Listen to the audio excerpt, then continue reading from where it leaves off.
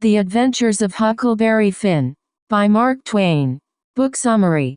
Consisting of 43 chapters, the novel begins with Huck Finn introducing himself as someone readers might have heard of in the past. Readers learn that the practical Huck has become rich from his last adventure with Tom Sawyer, The Adventures of Tom Sawyer, and that the widow Douglas and her sister, Miss Watson, have taken Huck into their home in order to try and teach him religion and proper manners, instead of obeying his guardians. However, Huck sneaks out of the house at night to join Tom Sawyer's gang and pretend that they are robbers and pirates. One day Huck discovers that his father, Pap Finn, has returned to town. Because Pap has a history of violence and drunkenness, Huck is worried about Pap's intentions, especially toward his invested money. When Pap confronts Huck and warns him to quit school and stop trying to better himself, Huck continues to attend school just to spite Pap. Huck's fears are soon realized when Pap kidnaps him and takes him across the Mississippi River to a small cabin on the Illinois shore. Although Huck becomes somewhat comfortable with his life free from religion and school, Pap's beatings become too severe, and Huck fakes his own murder and escapes down the Mississippi. Huck lands a few miles down at Jackson's Island, and there he stumbles across Miss Watson's slave, Jim, who has run away for fear he will be sold down the river. Huck and Jim soon learn that men are coming to search Jackson's Island, and the two fugitives escape down the river on a raft.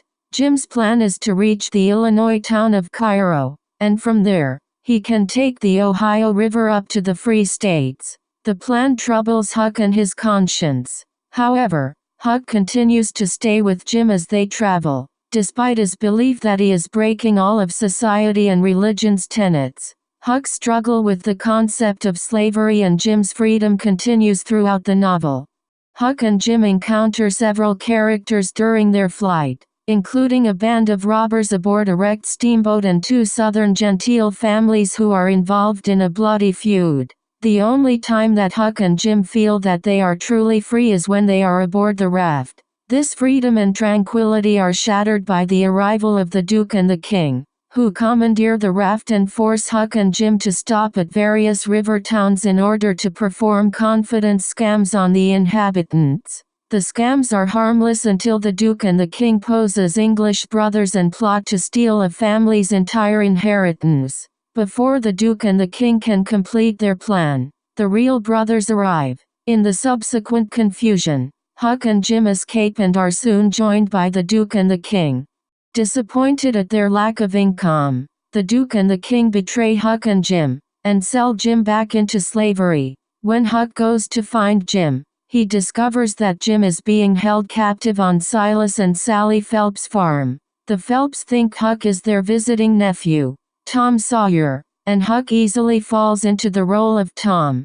Tom Sawyer soon arrives and, after Huck explains Jim's captivity, Tom takes on the guise of his own brother, Sid. After dismissing Huck's practical method of escape, Tom suggests they concoct an elaborate plan to free Jim. Tom's plan is haphazardly based on several of the prison and adventure novels he has read, and the simple act of freeing Jim becomes a complicated farce with rope ladders, snakes, and mysterious messages. When the escape finally takes place, a pursuing farmer shoots Tom in the calf. Because Jim will not leave the injured Tom, Jim is again recaptured and taken back to the Phelps farm. At the farm, Tom reveals the entire scheme to Aunt Sally and Uncle Silas. Readers learn that Miss Watson has passed away and freed Jim in her will, and Tom has been aware of Jim's freedom the entire time. At the end of the novel, Jim is finally set free and Huck ponders his next adventure away from civilization.